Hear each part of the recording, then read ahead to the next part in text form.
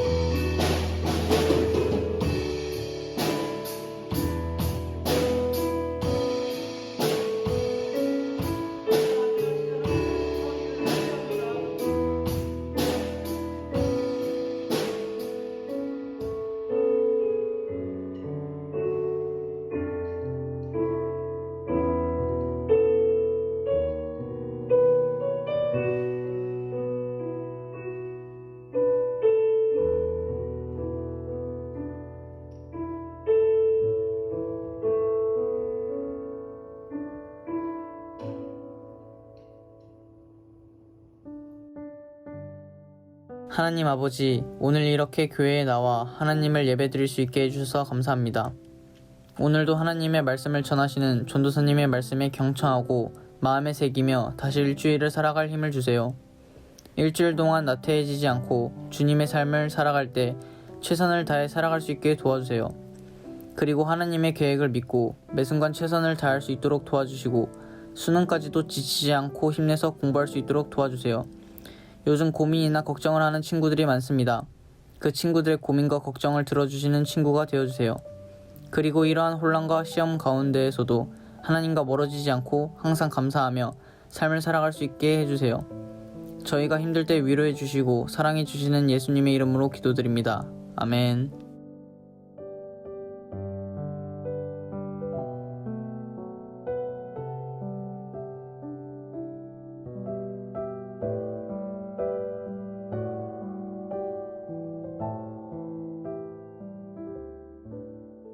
그러므로 누구든지 나의 이 말을 듣고 행하는 자는 그 집을 반석 위에 지은 지혜로운 사람 같으리니 비가 내리고 창수가 나고 바람이 불어 그 집에 부딪히되 무너지지 아니하나니 이는 주추를 반석 위에 놓은 까닭이요 나의 이 말을 듣고 행하지 아니하는 자는 그 집을 모래 위에 지은 어리석은 사람 같으리니 비가 내리고 창수가 나고 바람이 불어 그 집에 부딪힘에 무너져 그 무너짐이 심하니라.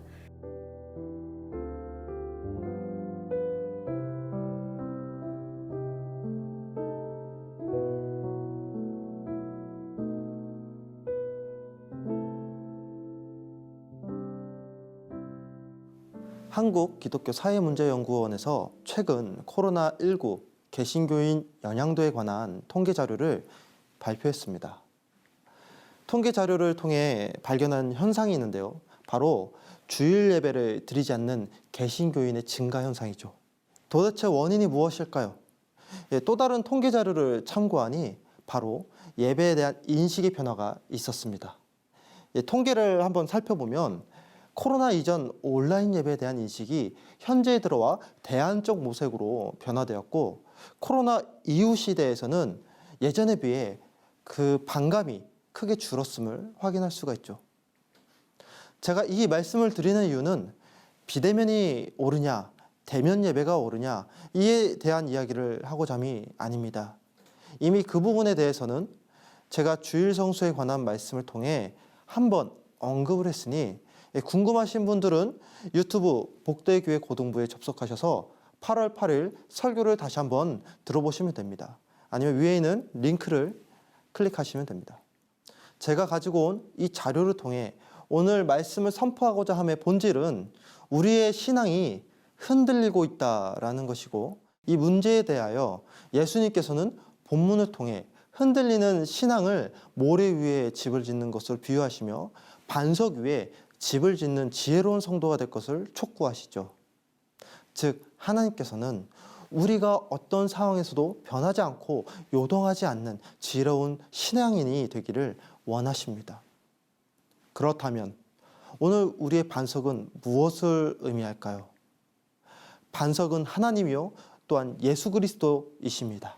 다윗은 시편 18편 31절에 여호와 외에 누가 하나님이며 우리 하나님 외에 누가 반석이냐라고 찬양했고, 바울은 고린도전서 3장 11절에서 이 닦아둔 것 외에 능히 다른 터를 닦아둘 자가 없으니 이 터를 곧 예수 그리스도라라고 말하며 교회의 터가 예수 그리스도임을 천명했죠. 그렇다면 우리는 그리스도라는 반석 위에 어떻게 신앙의 집을 지을 수 있을까요? 그러므로 누구든지 나의 이 말을 듣고 행하는 자는 그 집을 반석 위에 지은 지혜로운 사람 같으니라. 우리는 하나님의 말씀을 듣고 그 말씀대로 살아감으로 반석이신 예수 그리스도 위에 집을 지을 수 있습니다. 본문은 5장부터 7장까지 이어지는 산상수훈의 결론에 해당하는 부분으로 예수님의 가르침을 듣고 깨닫도록 하는 데만 있는 것이 아니라 들은 대로 행하는 데 그 궁극적인 목적이 있죠. 그래서 그들의 열매로 그들이 알리라 20절에서 말씀하시고, 나더러 주여 주여 하는 자마다 다 천국에 들어갈 것이 아니오 다만 하늘에 계신 내 아버지의 뜻대로 행하는 자라야 들어가리라 21절에 말씀하십니다. 이 구절을 통해 알 수 있듯이 본문을 포함하고 있는 상상수훈의 마지막 장은 일관되게 행함을 강조하죠. 반면 행동으로 실천하지 않는 신앙 고백은 본문에서는 모래 위에 집을 짓는 어리석은 사람이라고 말하며, 어리석은으로 번역된 모로스는 히브리어 나발의 번역인데요. 나발은 구원과 관련된 것을 무시하고 경멸하는 자를 가리키죠.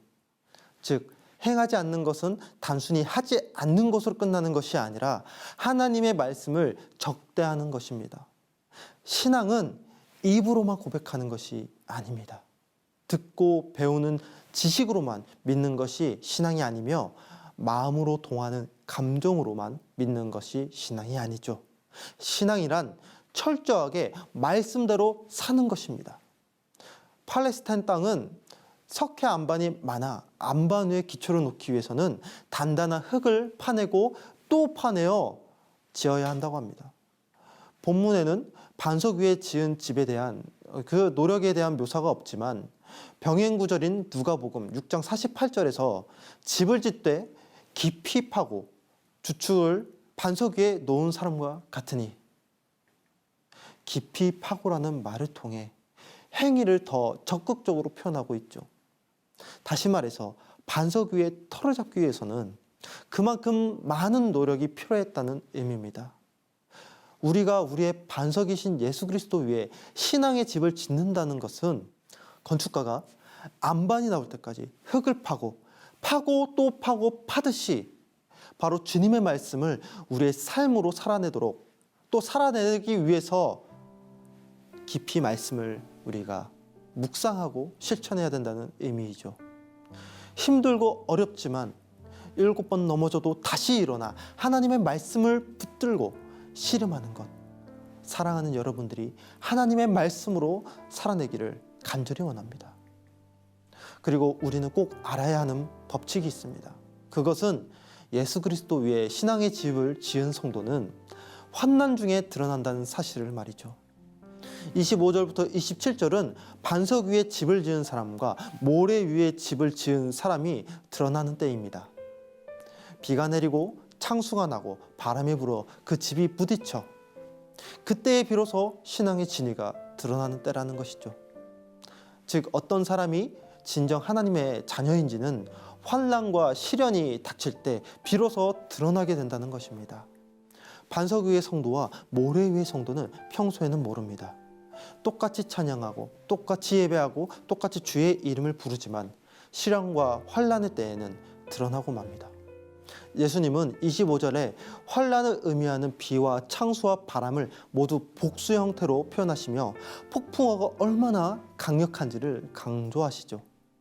때론 강력한 인생의 풍파가 몰아치면 모래 위의 신앙은 추풍나무처럼 흔적도 없어지겠지만 반석 위의 성도는 그러나 내가 가는 길은 그가 하시나니 그가 나를 단련하신 후에 내가 순금과 같이 되어 나오리라. 이 욥의 고백처럼 풍파로 인해 굳건히 서서 더욱 빛나게 될 것입니다. 그리고 마지막으로 우리 스스로를 우리 말씀을 통해 진단할 필요가 있습니다. 나는 모래 위의 신앙인가 아니면 반석 위의 신앙인가?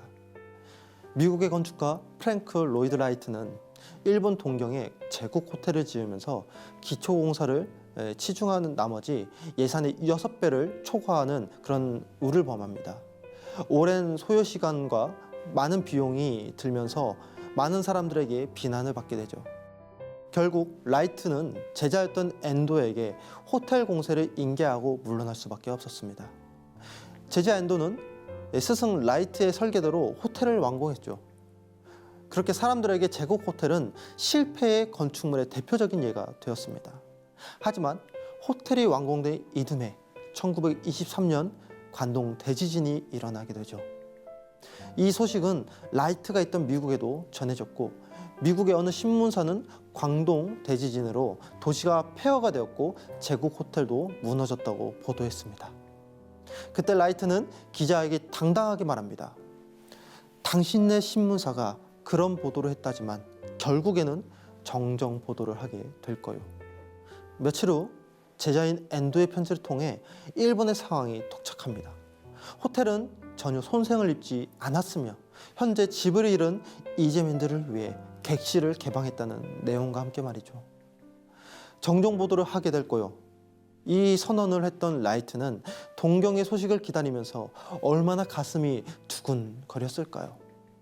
우리도 예수 그리스도라는 반석 위에 굳게 섬으로 비와 창수와 바람을 두려워하는 것이 아니라 가슴을 두근거리며 기다리는 사랑하는 복되교회 고등부 공동체가 되길 간절히 축원합니다.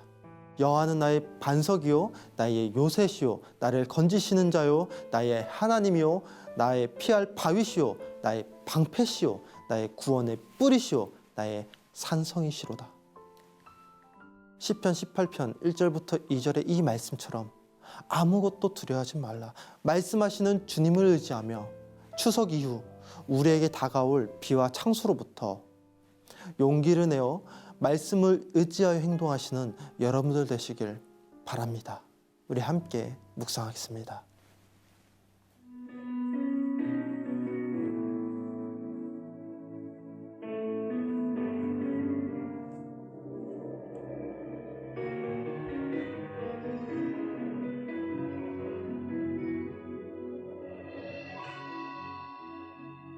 아버지 당신의 마음이 있는 곳에 나의 마음이 있기를 원해요. 아버지 당신의 눈물이 고인 곳에 나의 눈물이 고이길 원해요.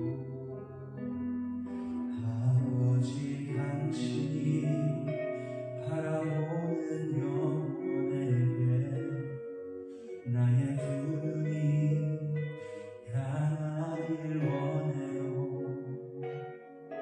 아버지 당신이 울고 있는 어두운 땅에 나의 두 발이 향하길 원해요.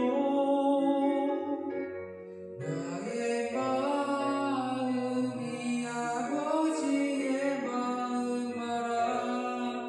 내 모든 뜻 아버지의 뜻이 될 수 있기를. 나의 온 몸이 아버지의 마음 알아.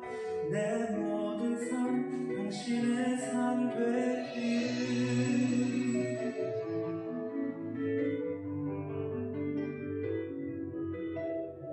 아버지 당신의 마음이 있는 곳에 나의 마음이 있기를 원해요. 아버지 당신의 눈물이 고인 곳에 나의 눈물이 고이길 원해요. 아버지 당신이 바라보는 영혼에게 나의 두 눈이 향하길 원해요. 아버지 당신이 울고 있는 어두운 땅에 나의 두 발이 향하길 원해요. 나의 마음이 아버지의 마음 알아. 내 모든 뜻 아버지의 뜻이 될 수 있기를. 나의 온 몸이 아버지의 마음 알아. 내 모든 삶 당신의 삶 되기를. 나의 마음이 아버지의 마음 알아. 내 모든 뜻 아버지의 뜻이 될 수 있기를. 나의 온 몸이 아버지의 마음 알아. 내 모든 삶 당신의 삶 되기를. 내 모든 삶 당신의 삶 되기를.